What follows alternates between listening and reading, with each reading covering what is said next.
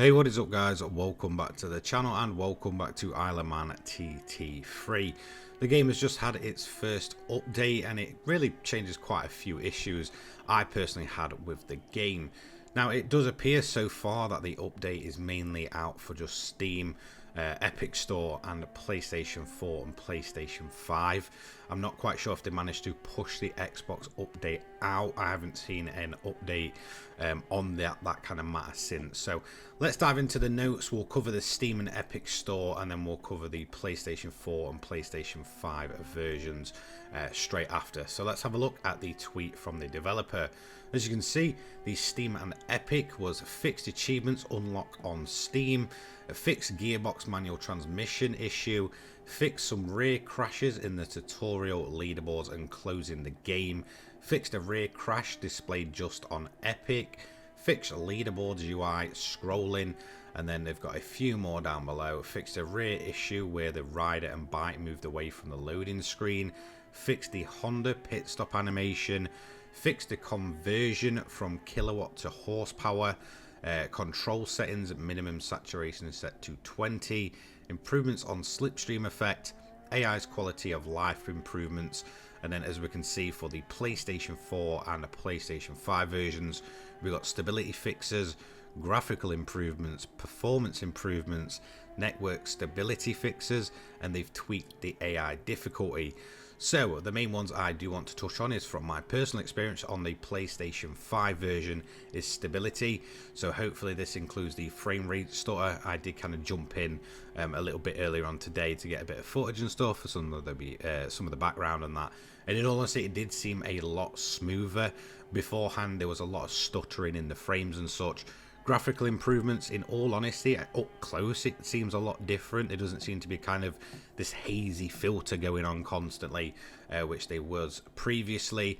However, there does still seem to be the graphical issues in the background where kind of a lot of kind of, I guess, black triangles and black squares are kind of patched in the background of some of the hills. You may be able to notice some of that on kind of the left and right hand side of this. Again, that was very frustrating. Network stability, in all honesty, when I've played online, it's been fairly smooth. I can't say I've really noticed anything in terms of it being kind of messy or anything like that. The performance improvements again is a massive one. Again, probably due to like the frame rate and stuff like that. It does seem a lot smoother, like I did mention. And then tweaked AI difficulty. Now I'm not sure how this is going to work. The only time I've noticed the AI being rather overpowered was mainly when it came to kind of like the I think they're called dual races. So you'd one-on-one an AI, and no matter what difficulty you had them on, they seem to be extremely overpowered, even if their bike was kind of rated below yours. So it was kind of a thing as if you go in, they kind of, you know, rank up towards what upgrades you've got. However, even if they're kind of a few performance points under, depending on the bike and stuff, they would still be extremely fast through some of the sections. So I'm not sure if it relates to that. Any other time, I've not really noticed AI being kind of too overpowered. They seem to scale fairly well with whatever difficulty you want. But I did notice a couple of times it was either too easy or kind of too difficult. There was no real in between. But again, that may be due to me kind of learning to ride simulation with no assists and stuff. So yeah, there is some pretty good fixes there. Some things that I've really kind of had issues with seem to be, you know, at least starting to be fixed. I wouldn't say they're entirely fixed. Like I said, the graphical issue one for me, especially on PlayStation 5, is the main one, and that's kind of to do with kind of the draw distance and stuff. It's not perfect by any means, and I can't really notice any changes in the backgrounds. It's always quite noticeable when you're in the mountain sections, especially in kind of free roam and stuff. But up close, it definitely looks better. It definitely plays more smooth. I've not tried it on Steam as of yet, so I can't really comment on a lot of the kind of freezing and the kind of I guess problems going on there. I've not really heard too much. Nearly everybody that I have, you know, played this game with or heard plays this game mainly plays on the PlayStation consoles.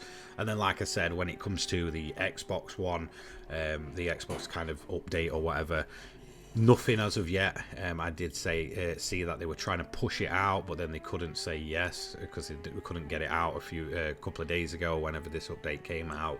And I've not seen an update since, so it may be that it's not quite on Xbox yet. It could be maybe a few days down the line, or maybe even today. This is a couple of days late, in all honesty.